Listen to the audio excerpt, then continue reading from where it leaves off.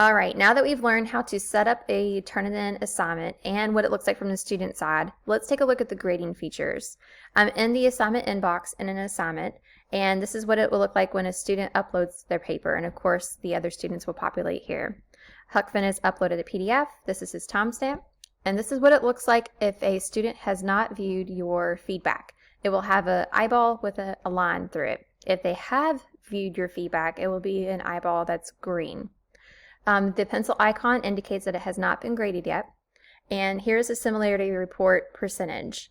This will appear to the right and provides a color code based on the percentage.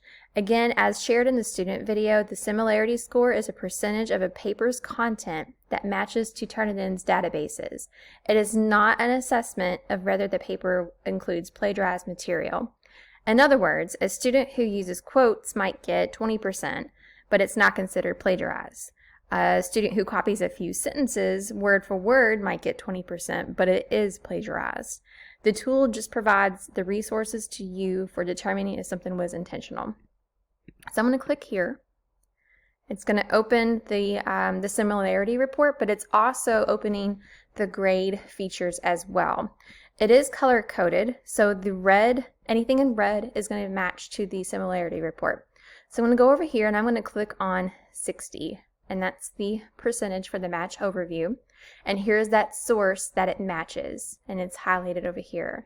So if I click on that, it'll show me the source and the specific area that was copied for that source. You can also click here, and this will provide a more detailed list of all the sources that it matches. It was a copy definition, so it's going to match several sources. You can also click on filters and settings, and get really specific with what you want to include and what you don't want to include in the report. So these are some options as well. Okay, so that's the similarity report. Just a heads up, I am going to put an assignment in the Portfolio classes for students to use so that they're able to be proactive and upload their papers to that assignment so they can see those similarity reports. That way they can catch any mistakes they might have made, any quotes that don't have citations or whatever it might be. The students usually like that opportunity. I used to do it with the Turnitin.com website. So I will be adding that to the Portfolio page. I tell you that because if you see a paper that comes through that gets a 100%, it's because it's matching their first draft that they uploaded to that assignment. So you can, of course, exclude that here, and then you can look at the other content that's included and what that matches and the resources. So just wanted to give you a heads up on that. Okay, I'm going to click off that. I'm going to go down to ETS E-Rater, and that's in purple. So as you can see over here, the system automatically checks for errors in spelling, punctuation, grammar, mechanics, style, all of that good stuff. The student can see this as well. They can click on the notes and it will give them more information. And it just makes it easier for you as the teacher because it automatically does some of the grading or the work for you. So that is an option there. But of course, as a teacher, you can provide specific, unique feedback using the grade quick marks. So I'm going to click on the blue. And these are the grade quick marks. These are basically drag and drop grading tools.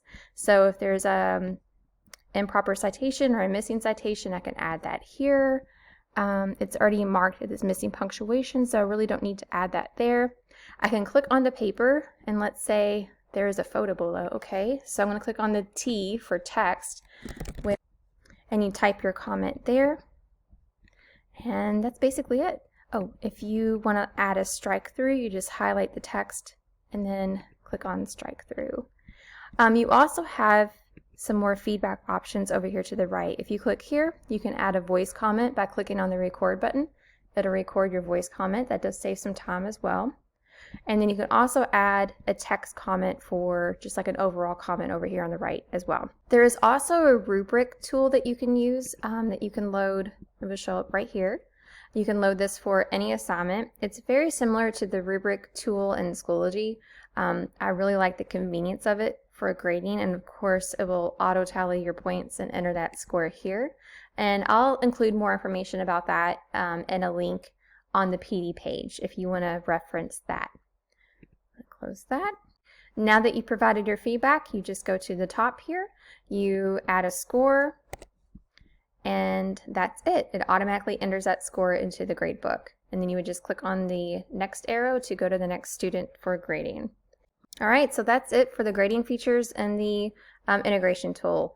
I will provide some additional resources and information on the PD page, specifically for the peer mark assignment feature and the rubric tool, and of course a more detailed article on the similarity report. But if you have any questions at all, feel free to reach out. I really think you're going to enjoy using this tool. Thanks.